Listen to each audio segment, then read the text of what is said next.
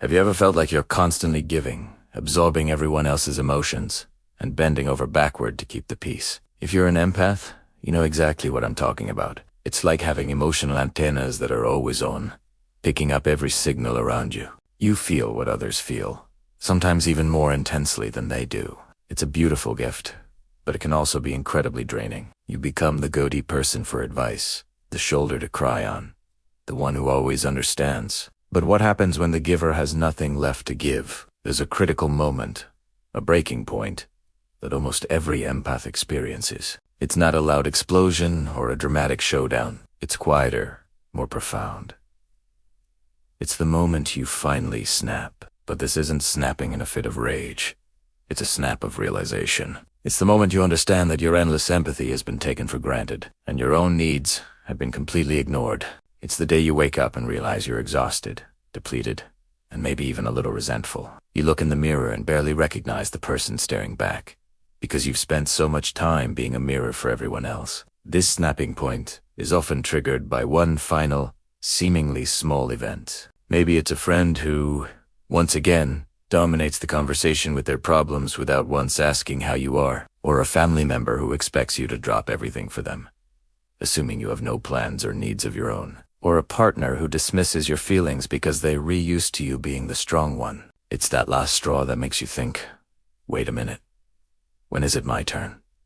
Who is here for me? And in that moment, something inside you shifts. It's a quiet click. It's the sound of a boundary being drawn for the very first time. It's not about becoming cold or uncaring. Far from it. It's about self-preservation. You realize that you cannot pour from an empty cup. You've been trying to water a whole garden with a single thimble of water, and now the thimble is dry. This is the point of no return. Once an empath snaps in this way, they never truly go back to being the person they were before. This isn't a bad thing. It's a powerful, it's the beginning of a journey toward balanced empathy. You start to understand that your well-being is just as important as anyone else's. Your feelings matter. Your energy is a precious resource, not an unlimited public utility. So, what does this new empath look like? First, they learn the power of the word no. For years, no might have felt like a selfish, hurtful word, but now, it becomes a tool for self-respect. Saying no to things that drain you means you can say yes to things that nourish you. No, I can't listen to you vent for 2 hours tonight. I need some quiet time.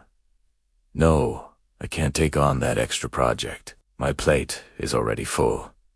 This isn't about rejecting people. It's about protecting your peace. Second, the new empath becomes more discerning about who they give their energy to. You start to recognize the difference between people who genuinely need support and energy vampires, those who consistently drain you without ever giving anything back. You might notice some relationships start to fade away once you establish these new boundaries.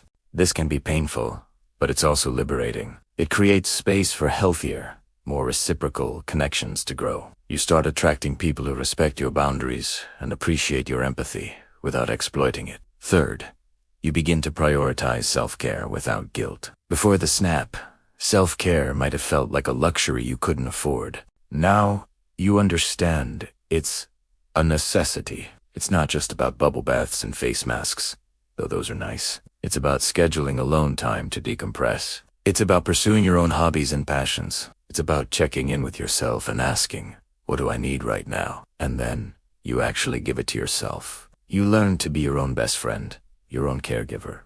This transformation can be challenging. People who are used to your limitless giving might not understand the change. They might call you selfish or cold. They might try to guilt trip you back into your old role.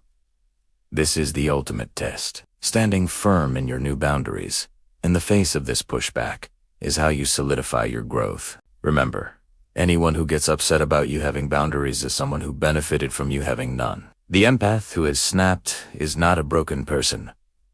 They are a whole person. They are more powerful, more authentic, and ultimately, a better empath. Because now, when they choose to give their energy, it comes from a place of fullness, not depletion. Their empathy is now intentional and sustainable. They can still be a beacon of light for others, but now they have a switch. They can dim their light to recharge, and they can choose where to shine it most brightly. If you're an empath teetering on the edge of this snapping point, know that you're not alone. It's a natural and necessary part of your journey. It's the universe telling you it's time to turn some of that incredible compassion inward. And if you've already experienced this shift, congratulations. You've reclaimed your power. You've learned that being a kind and empathetic person doesn't mean you have to set yourself on fire to keep others warm. The moment an empath snaps is not the end of their empathy. It's the birth of their wisdom. It's the moment they stop just feeling for everyone else and start feeling for themselves, too. It's the moment they finally come home to themselves. And from that place of self-love and respect, their ability to connect with the world becomes even more profound and genuine. You're not just surviving anymore. You're thriving, and that's a beautiful thing to witness.